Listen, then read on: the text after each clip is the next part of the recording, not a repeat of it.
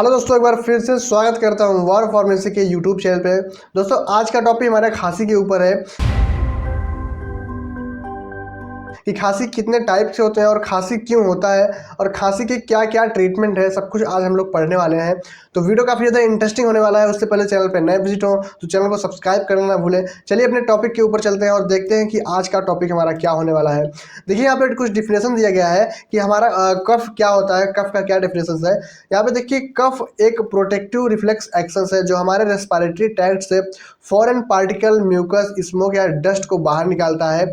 यह बॉडी की natural defence mechanism जो लंग्स और एयरवेज को साफ रखती है। यानी जो आपकी रिस्पिरेटरी ट्रैक्ट होती है, जहाँ से आप सांस को इनहेल करते हैं और एक्सहेल करते हैं, उस ट्रैक्ट से आपके पार्टिकल, म्यूकस और स्मोक या डस्ट को बाहर निकालने का काम करती है। क्या करती है? यानी ये आपके रेस्पिरेटरी ट्रैक्ट से डस्ट, स्मोक और जो भी पार्टिकल्स होते हैं उसको बाहर निकालने का काम करती है खांसी आपकी। यहाँ पे कुछ कॉमन कॉजेज हैं जो कि आप देख सकते हैं कि खांसी हमारा आने का क्या क्या कॉमन कॉजेज है। तो सबसे पहले इन्फेक्शन है, like common cold, bronchitis, pneumonia, tuberculosis जैसे सिम्टम से आपको खांसी आ सकती है। एंड द नेक्स्ट थिंग क्या है, एलर्जी या इरिटेशन से भी आपको खांसी आ सकती है। लाइक आपके नाक में बहुत ज़्यादा डस्ट जा रहा है, आप स्मोक कर रहे हैं, परफ्यूम वगैरह का जो भी एलर्जी होता है उससे आपको खांसी आ सकता है। या फिर पोल्यूशन में आप बहुत ज़्यादा रह रहे हैं तो आपके ट्रैक में, रेस्पिरेटरी ट्रैक में पोल्यूशन जाएगा तो आपको ऑब्वियसली खांसी आएगा ही आएगा। एंड द थर्ड पॉइंट क्या है, अस्थमा या सीओपीडी जैसे क्रोनिक डिसऑर्डर से भी आपको खांसी आ सकता है। एंड द फोर्थ क्या है, गैस्ट्रो ईसोफिजियल रिफ्लेक्स यानी GERD। जब स्टमक का एसिड आपके थ्रोट में यानी गले में जब आ जाता है तब आपको खांसी आ सकता है। एंड द फिफ्थ क्या है, पोस्ट नेजल ड्रिप, जब नाक का म्यूकस थ्रोट में गिरता है, यानी जो म्यूकस होता है नाक का जब थ्रोट में आपके गिरने लगता है फिर भी खांसी आता है। ड्रग इंक्लूडेड, कुछ ड्रग्स जैसे ACE इनहिबिटर, यानी जो आपका ब्लड प्रेशर का जो मेडिसिन है ACE इनहिबिटर जैसे कैप्टोप्रिल, इनाप्रिल, ये जैसे मेडिसिन भी कफ कराते हैं, यानी कफ को रिलीज करते हैं जिससे आपको खांसी आ सकता है। एंड आगे देखते हैं आगे का पॉइंट क्या है। यहाँ पे टाइप्स ऑफ खांसी, कितने प्रकार के जो खांसी होते हैं। सबसे पहले ड्राई यानी सूखी खांसी, एंड द वेट यहाँ पे गीली खांसी है। यहाँ पे हम लोग डिफरेंस देख लेते हैं कि इनमें क्या क्या डिफरेंस है। ये क्या होता है, ये नो प्रोडक्टिव कफ है, यानी बलगम नहीं बनता, इसमें म्यूकस नहीं बनता है किसमें, ड्राई खांसी में। अगर आपको सूखी खांसी आ रही है तो आपको उसमें बलगम नहीं बनेगा, यानी म्यूकस नहीं बनेगा।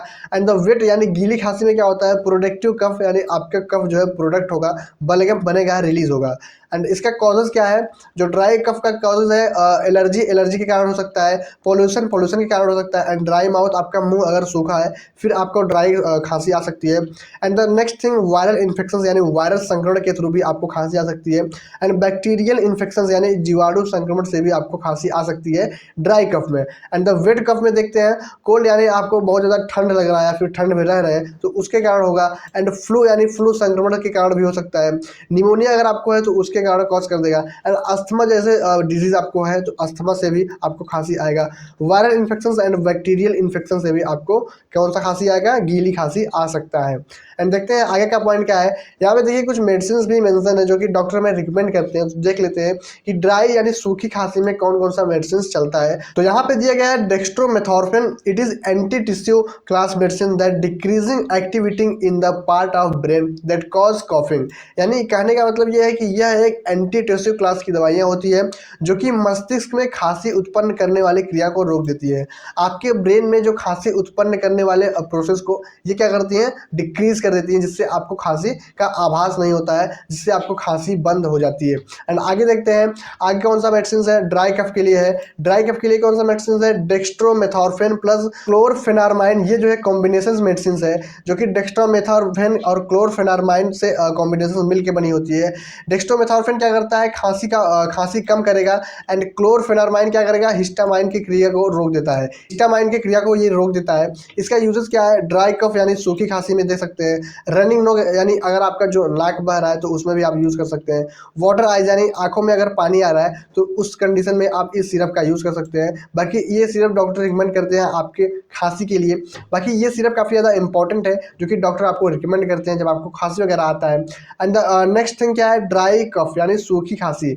तो ये क्या है, ये भी 3 मेडिसिन का कॉम्बिनेशन है जो कि डेक्स्ट्रोमेथॉर्फिन एंड क्लोरफेनारमाइन एंड फेनाइलइफ्रिन जैसे कंपोजिशन से मिलकर बना होता है।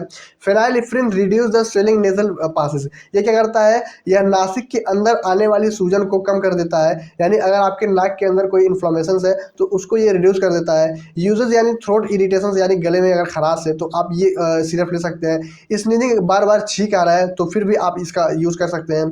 ड्राई कफ यानी सूखी खांसी आ रहा है, रनिंग नोज नाक बह रहा है एंड वाटर आइज यानी आंखों में पानी आ रहा है, तो इन जैसे कंडीशन में आप इसका जो है यूज़ कर सकते हैं। बाकी बहुत ज़्यादा इंपॉर्टेंट मेडिसिन है, बहुत ज़्यादा फेमस मेडिसिन है।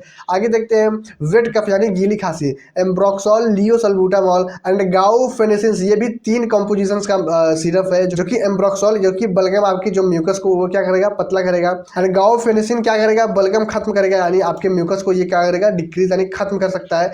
लियोसल्बूटामॉल यानी ब्रोंको डायलेट करेगा, ये आपके ब्रोंको को डायलेट करेगा जिससे आपको सांस वगैरह लेने में तकलीफ नहीं होगी, आपको सांस वगैरह सही से ले सकते हैं। तो ये मेडिसिन भी डॉक्टर रिकमेंड करते हैं आपकी खांसी में। तो आगे देखते हैं आगे का क्या पॉइंट है। यहाँ पे वेट एंड ड्राई कफिंग, सूखी और गीली खांसी साथ में हो, अगर अगर आपको सूखी और गीली खांसी साथ में हो तो उस सिचुएशन में डॉक्टर कौन सा सिरप आपको रिकमेंड करेंगे।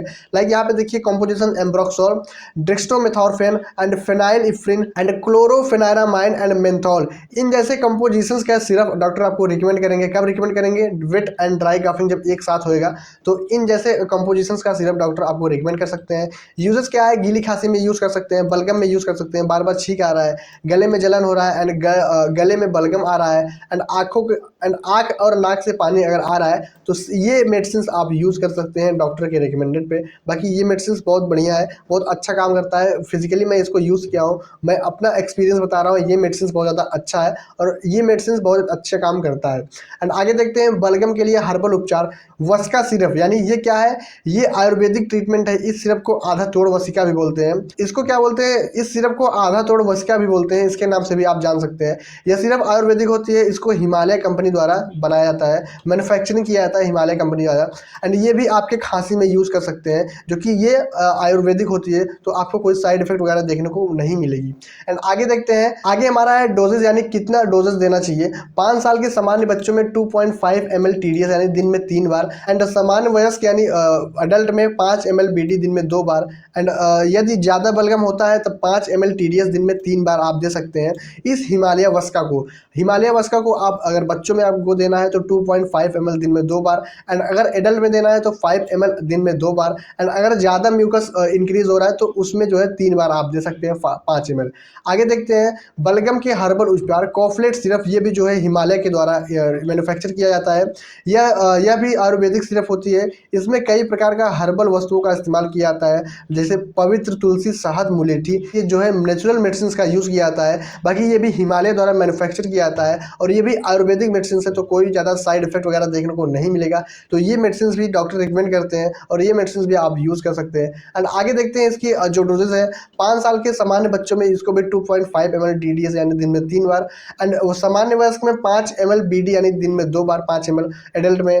यदि ज़्यादा बलगम हो तो 5 ml TDS यानी दिन में 3 बार डॉक्टर रिकमेंड करते हैं। चलिए आज का लेक्चर यहीं पे एंड होता है। आज हम लोग पढ़े कि खांसी कितने प्रकार का होता है और खांसी किस लिए होता है, किस क्या क्या कॉजिंग है और खांसी में चलने वाले क्या क्या मेडिसिन है। कुछ हम लोग सिरप के बारे में पढ़े। तो वीडियो पसंद आया तो वीडियो को एक लाइक करना ना भूलें। मिलते हैं नेक्स्ट वीडियो में नए टॉपिक या नए इन्फॉर्मेशन के साथ। तब तक के लिए आप स्वस्थ रहिए, मस्त रहिए।